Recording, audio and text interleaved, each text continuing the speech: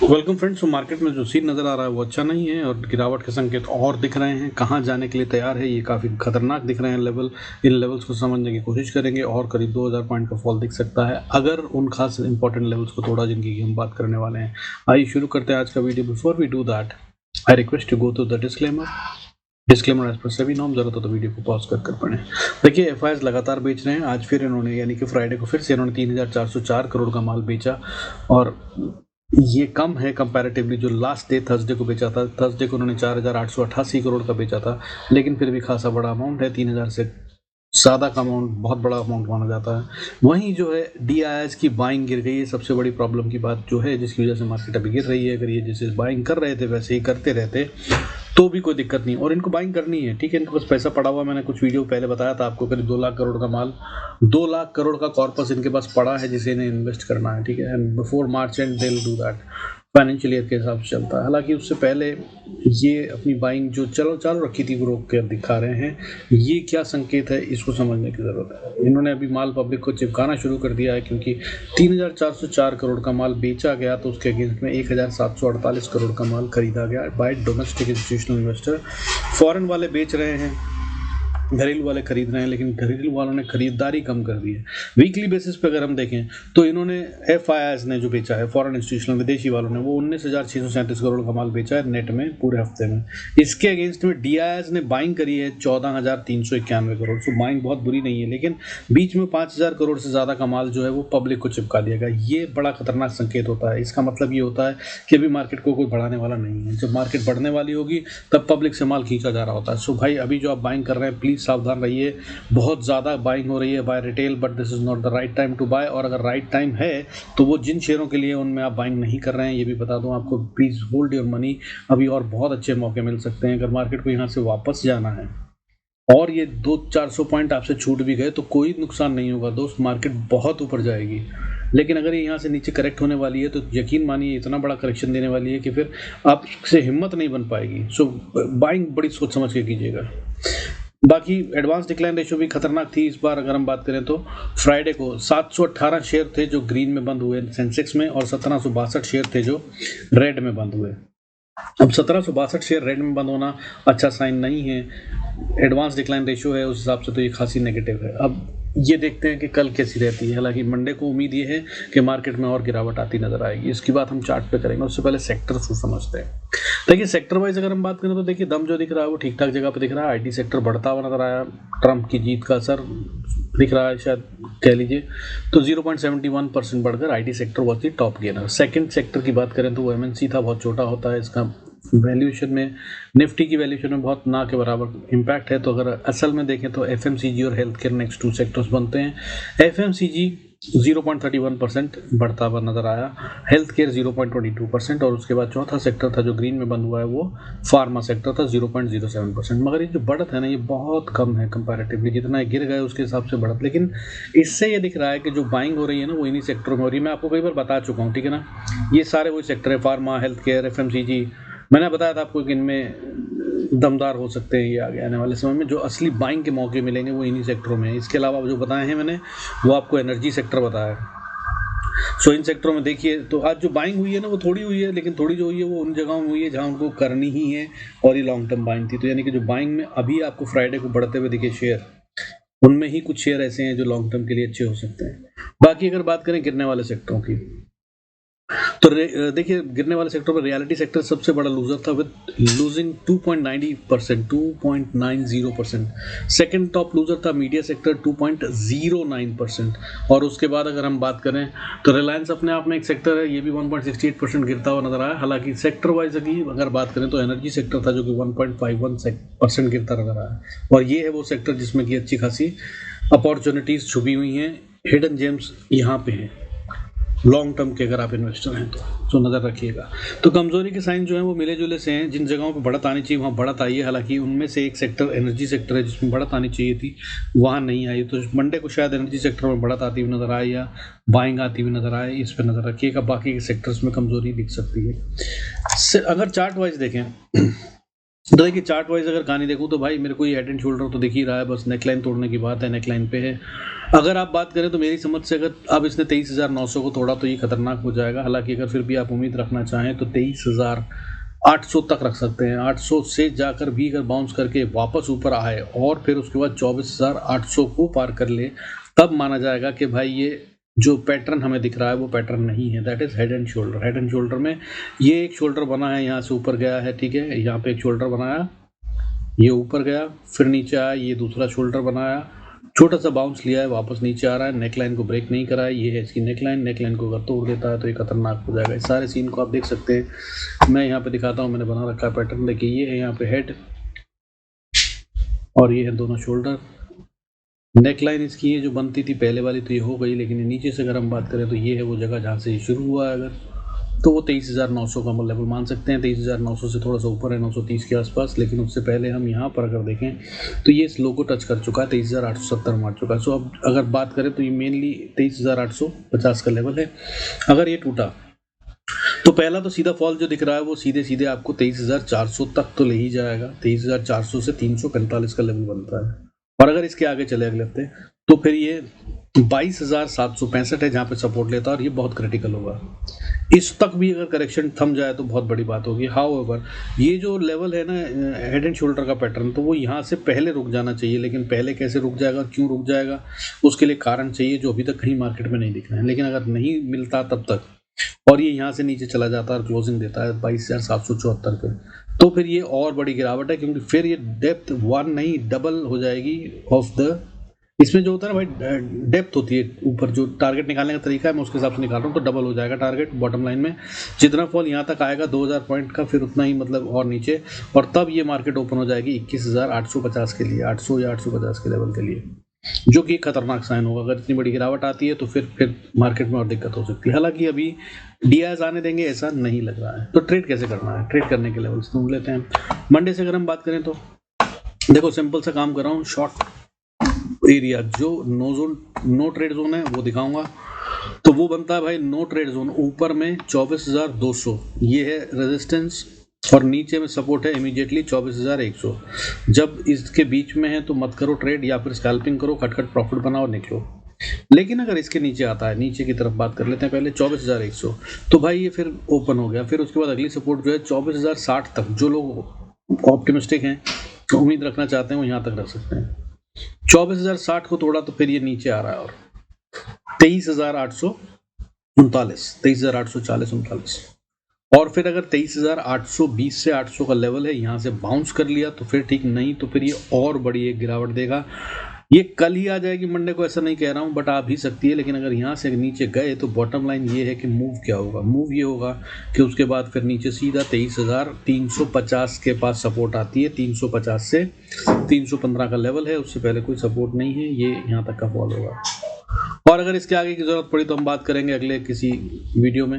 However ऊपर की बात कर लेते हैं। ऊपर की बात करें तो देखिए 24,200 मैंने बताया रेजिस्टेंस है, अगर ये ऊपर आता भी है तो इससे ऊपर जाना इसके लिए भी मुश्किल दिख रहा है। लेकिन अगर ये पार कर लेता है तो अगली रेजिस्टेंस जो आ सकती है, हालांकि ये भी ठीक ठाक ट्रेड बन जाएगा अगर आप करते हैं तो 295 लेवल, 290 के पास जाके सेफ हो जाइएगा। 274 से लेकर 295 के बीच में ये गिर सकता है वापस, अगर ऊपर जाता है तो चांसेस कम है कि ऊपर जाए। डेटा सारा नेगेटिव बना हुआ है, और जिस तरह की सेलिंग आखिरी में आई थी उसकी कहानी ये दिख रही है कि सीधा गैप डाउन ही होता हुआ नजर आएगा। और अगर गैप डाउन होता और फिर ऊपर चलते हैं तो कहानी बिल्कुल पलट जाएगी। तो ये जो लेवल ऊपर के बता रहा हूँ या नीचे के जो बताए हैं, मान लीजिए अगर नीचे खुल जाता है तो इसमें जो लेवल्स बताए ये रेजिस्टेंस का काम करेंगे, उनको देख लीजिएगा।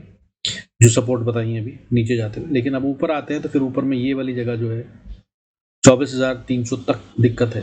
300 को पार करा तो फिर ये 24,439, फिर उसके बाद 24,495, और उसके बाद फिर 24,680, और 24,680 के ऊपर मुझे कहीं से कहीं तक नहीं दिख रहा है कि निफ्टी अभी जाने वाला है।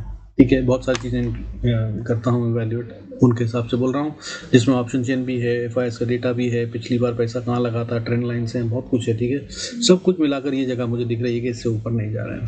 हाउएवर कल अगर कुछ बदलता है, मंडे को कुछ बदलता है, ट्यूजडे को कुछ बदलता है, तो I will try and update that on the video. So don't forget to subscribe and like the video so that you keep on getting the intimation of the new videos, जो भी नया video आया उसका update आपको मिलता है। अब आगे बात करते हैं बैंक निफ्टी की भाई, साथ में बात करेंगे इसके बाद हम मिड कैप निफ्टी की, जिसकी की मंडे को एक्सपायरी है। तो अभी बात करते हैं बैंक निफ्टी की। तो बैंक निफ्टी में भाई सिंपल सा सपोर्ट नीचे 51,500 पे, अभी 560 पे, अगर 500 को तोड़ता है तो ये कमजोरी के साइन है। हालांकि इसके बाद इसमें भी कमजोरी कम है बैंक निफ्टी में। अगर हम डेली पैटर्न या मंथली पैटर्न देखेंगे तो अभी बहुत बड़ी कमजोरी नहीं दिख रही है। मंथली पैटर्न दिखा देता हूँ आपको, आपने नहीं देखा हो तो देखिए। मंथली पैटर्न में इसने डोजी बनाया हुआ है। अभी का जो करंट मंथ चल रहा है नवंबर, इसका कोई मतलब नहीं होता क्योंकि ये तो करंट है, लेकिन इससे पिछले मंथ में अगर हम बात करें तो ये है बड़ी वाली कैंडल इसकी मंथली वाली, ठीक है। तो मंथली कैंडल में इसने अभी तक अपने प्रीवियस लोज के नीचे क्लोजिंग नहीं दी है। हालांकि ये डबल टॉप का पैटर्न जैसा लग रहा है। मंथली पैटर्न बड़ा वाला पैटर्न, वीक नहीं है। वीकली पैटर्न पे देखें अगर, तो वीकली पैटर्न पे भी ये यहाँ पे साइडवेज दिख रहा है। अब यही चीजें अगर आप निफ्टी में देखेंगे तो देखिए, निफ्टी के अंदर में अगर हम बात करें मंथली पैटर्न, तो ये बना चुका है वीकली वीक क्लोजिंग, ठीक है। ये थी पिछले महीने की कैंडल और उसके नीचे चल रहा है ये, ठीक है। ये है बड़ी वाली लंबी कैंडल पिछले महीने, दैट इज अक्टूबर के नीचे आ चुका है नवंबर में, और इसने क्लोजिंग भी उसके नीचे दी है। और ये जो इसका लो था अक्टूबर मंथ का, उसको भी ये तोड़कर टेस्ट कर चुका है, हालांकि अभी क्लोजिंग नहीं दी उसके नीचे। सो ये लेवल बनता है 24,060 का। अगर इसके नीचे इसने क्लोजिंग दी तो फिर से खतरनाक, और फिर तो जो मैंने आपको पहले कहानी सुनाई, तो ये है फर्क जो अभी निफ्टी और बैंक निफ्टी में है, और जिसकी वजह से थोड़ी सी उम्मीद है कि उछल कूद हो सकती है। बट बॉटम लाइन में अगर हम बात करें तो कमजोरी के साइन है। वीकली बेसिस पे तो ये लगातार गिर ही रहा है, दिखाई चुका हूँ। आई होप इसको समझ चुके होंगे। बैंक निफ्टी के लेवल्स नोट कर लीजिए। बैंक निफ्टी की अगर हम बात करें मंडे को या ट्यूसडे की बात कर सकते हैं, कुछ दिन और चलेगा। तो अगर हम बात करें तो नीचे में 500 एक सपोर्ट है, 51,580 480 सॉरी, ये 51,480 बहुत इंपॉर्टेंट है। अगर ये टूटा तो अगला लेवल 51,350, उसको तोड़ा तो फिर 51,260, और अगर इसको तोड़ा तो 51,000 को टेस्ट करता नजर आएगा। और 51,000 51,000 is a very serious level. इसने अभी तक ऐसी कमजोरी नहीं दिखाई कि हमें दिखे कि 50,000 के नीचे कमजोर हो रहा है या जाएगा ये, लेकिन अगर इसने 51,000 को टेस्ट करा तो फिर ये कहानी गड़बड़ है। तब ये 50,208 या 200 का लेवल मान लीजिए, यहाँ तक को टेस्ट करने के लिए ओपन हो जाएगा। अभी तक कभी भी इसने ऐसी कमजोरी नहीं दिखाई जिसमें हमें ऐसा लगा हो शुरू से, अभी तक कई महीने हो चुके हैं कि ये 50,000 को भी टेस्ट करेगा एक बार पार करने के बाद। लेकिन अब अगर इसने ये लेवल तोड़ा तो ये खतरनाक हो सकता है। So please keep an I on this. अब ऊपर की बात करते हैं। अगर ऊपर जाते हैं, देखिए सबसे पहले रेजिस्टेंस 51,668, फिर 728, फिर ऊपर 51,920, और फिर उसके बाद 52,100, और उसके बाद टफेस्ट नट टू क्रैक अब 52,160 को पार करना बैंक निफ्टी के लिए अगले हफ्ते भी बड़ा मुश्किल है। और अगर ये कर लेता है तभी कुछ गेम नई कहानी शुरू होती है, और हो सकता है अगर कोई बड़ा तानी है तो वो यहाँ से दिखती हुई नजर आए, और अगर यहाँ से ऊपर जाते हैं तो फिर अगली कहानी शुरू होगी, may be a bull run या मे बी मार्केट में कुछ स्टेबिलिटी या सपोर्ट। क्योंकि उम्मीद जो की जा रही है वो फाइनेंशियल सेक्टर के शेयरों से और बैंकिंग शेयरों से की जा रही है, क्योंकि ये लगाड़ रहे हैं और इनमें दम नहीं है। और आईटी क्योंकि अब चलना शुरू हो चुका है, और जिस तरह से ट्रम्प की जीत से वो रिएक्ट करता नजर आ रहा है, तो अगर आईटी के साथ बैंक निफ्टी जुड़ता है तो मार्केट के सिनेरियोज चेंज हो सकते हैं। हालांकि तब भी पोर्टफोलियो में ताकत आती नजर नहीं आएगी आपके, अगर गलत शेयर में है तो please get your portfolios evaluated. अब पोर्टफोलियो के अंदर में बहुत ज़रूरी है शफल करना, और जो लोगों ने नहीं करा है या जो लोग अभी बैठे रहेंगे, पुराने शेयर हैं, प्रॉफिट में बैठा हूँ और बैठा रहा हूँ, या चलो कोई बात नहीं इतना लॉस हो गया प्रॉफिट में आ जाऊँगा, उसमें खतरा हो सकता है। Be very cautious. खैर, अब मिड कैप निफ्टी की एक्सपायरी है मंडे को, हम उसकी भी बात कर लेते हैं। तो मिड कैप निफ्टी भाई एक ट्रिकी गेम खेल रहा है, ये बार बार एक ट्रेंड लाइन बना रहा है, ठीक है। आपको दिखाता हूँ थोड़ा सा, मैं बड़े से कुछ कर लेते हैं इसमें, छोटी सी बात करते हैं। हालांकि इसके लेवल्स बहुत सिंपल है, आसान है इसको ट्रेड करना, बोलूँगा आपको। देखिए इसने पहली बार, ये मैं बना रहा हूँ आर्ली पे, ठीक है। आर्ली चार्ट पे अगर आप देखें तो मैं इसमें बना रहा हूँ पिछले 2 हाई और नेक्स्ट हाई को मैं टच कर रहा हूँ, तो ट्रेंड लाइन बनती है जिस तरह से, अपर ट्रेंड लाइन। तो ये पहली को यहाँ टच करा, फिर दूसरी को यहाँ टच करा, उसके बाद इसने इस लेवल को भी, इस ट्रेंड लाइन को ही नहीं छुआ। लेकिन फिर से अगर बात करूं तो पहला फिर ये रहा हाई, दूसरी और दूसरा हाई, ये इन दोनों को टच करा, तो ये तीसरी बार इसके अंदर टच करता नजर तो आया लेकिन टच नहीं करा। अब उसके बाद फिर इसने यहाँ से हाई मारा, और ये फिर से उसी पैटर्न को जो यहाँ पे बन रहा है, अगर आप देखेंगे ना अर्ली चार्ट पे, तो बिल्कुल सेम पैटर्न नजर आ रहे हैं, ठीक है। हालांकि बस साइज बदलता जा रहा है। ये अगर आप देखें तो ये राउंडिंग बॉटम टाइप यहाँ पर बना, यू यहाँ पर बना, और अगर आप इससे पीछे देखेंगे तो सेम टू सेम पैटर्न यहाँ पर भी बनता हुआ नज़र आया, जो मैंने पहली वाली पैटर्न की कहानी आपको दिखाई है। ठीक है, यहाँ पर भी ये थोड़ा और बड़ा बना था, तो उस हिसाब से अगर आप देखें तो यहाँ से है, ठीक है, ये यहाँ से यहाँ तक का, और ये इन्हीं पैटर्न्स को खेलता हुआ नज़र आ रहा है लगातार। और ये पैटर्न का जो चौड़ाई है, विड्थ है, वो छोटी होती जा रही है। अब मुझे नहीं पता, लेकिन ये यहाँ पे थर्ड बार ये पैटर्न बना दिया है इसने, और कहते हैं कि जब 3 बार कोई चीज़ कर देती है मार्केट, तो चौथी बार अगर वो आती है तो वो उसको पढ़ती है। बहुत हाई प्रोबेबिलिटी थी, जरूरी नहीं है। So just story. तो देखिएगा, तो अगर उस हिसाब से अगर चले तो अब ये मेरे को नहीं लगता है कि मिड कैप निफ्टी जब तक 12,550 को पार कर दे, या 550 से 600 का लेवल मान लीजिए, 580 का लेवल निकलता है, अगर ठीक बोलूँ तो 92, 550 से 592 का लेवल, ये थोड़ा क्रिटिकल है इसके लिए पार करना। अभी इसको पार नहीं करेगा, और वैसे भी इसमें खेल बड़ा ही हो रहा है। ठीक है ना, जो माल निकाला जा रहा है वो भी यही निकाला जा रहा है, और जो खरीदा जा रहा है वो भी यही खरीदा जा रहा है। खैर, ट्रेड कैसे करना है देखिए, अगर आप इसको बाय साइड पे देखना चाहते हैं तो आपको बता दूं, सबसे पहली सपोर्ट 12,484 है, अभी 520 पे है। तो 484 के नीचे अगर नहीं जाता, और अगर आप बाय साइड बैठना चाहते हैं तो बहुत गलत नहीं होगा। हालांकि मेरी समझ से अगर इसको नीचे जाना है तो ये 12,490 के नीचे ही खुलने वाला है। ये खुलेगा और नीचे फिर 500 को पार नहीं करेगा। 500 को पार करना इसके लिए फिर मुश्किल हो जाएगा अगर नीचे खुला तो तब ये सेल का ट्रेड लेना समझदारी होगी। हाँ, और बड़े की अगर बात करें ऊपर की, तो सबसे पहले अगर 480 के ऊपर ही है तो पहली रेजिस्टेंस आती है 524 पे। अगर इसको पार कर लेता है तो फिर 560 के आसपास, 550 से 60 का एरिया, फिर 573 का लेवल, और फिर उसके बाद 600 का लेवल, 595-96 का लेवल, और अगर इसको पार करा तो फिर 12,680। हाउएवर बीच में दो जगह, दो ट्रेंड लाइन है, इनको पार करना इसके लिए आसान नहीं होगा, और मुझे नहीं लगता कि इस हफ्ते में ये इनको पार करेगा। लेकिन मिड कैप निफ्टी है, बहुत ट्रिकी है, और सारा पैसा यहीं खेला जा रहा है। बता दूं आपको, ब्लू चिप्स में वो गेम नहीं हो रहा है। ब्लू चिप्स में धीरे धीरे करके थोड़ी गिरावट आ रही है, लेकिन मिड कैप और स्मॉल कैप में ही है जो खेला हो रहा है। कुछ ऐसे शेयर्स हैं जो रोजाना 20% अपर सर्किट भी दे रहे हैं, और कुछ ऐसे शेयर भी हैं जो लगातार गिरते ही जा रहे हैं, और खासे गिर चुके हैं, 30-30, 40-40% तक गिर चुके हैं। सो नज़र रखिएगा। अगर आप मुझसे चाहें तो मुझे एक शेयर दिख रहा था, मुझे अच्छा लगा है, थोड़ा सा भी देखना हूँ उसको,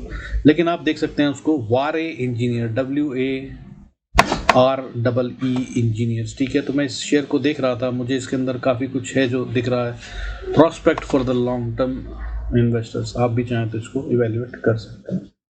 बाकी with this I conclude this video भाई, और कुछ चाहिए हो तो do mention that in comments, I'll try and do that. With this I conclude this video. Thanks so much for staying connected. God bless us all. See you in next video.